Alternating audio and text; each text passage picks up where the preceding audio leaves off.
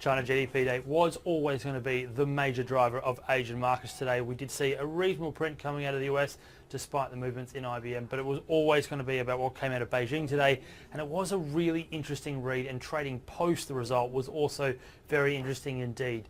Headline figure year on year 7.3%, month on month came in at 1.9. Now they were both ever so slight beats on estimates by 0.1% for both of them.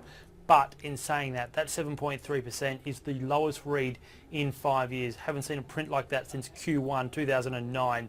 And that's a real interesting sort of dilemma that's currently going on there.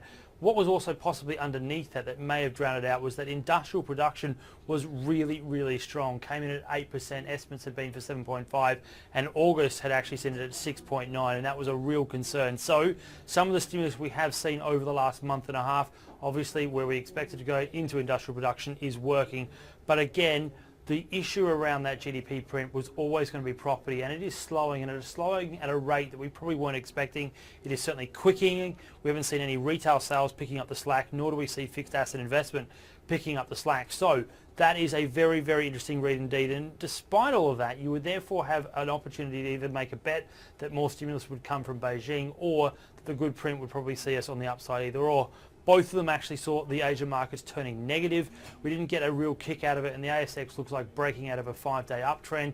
And also the same with Japan. Had a couple of issues there as well, but that was down 1.1%.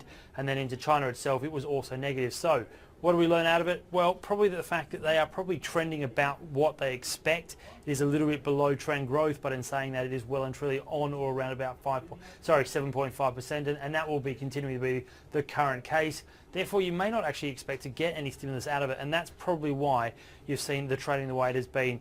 So what have we learned? Interesting trading day. It certainly hasn't been a real fireworks sort of display like we were expecting, but all in all, it again shows that China is slowing, but maybe not at a rate that we were obviously expecting, being around about 7.2%.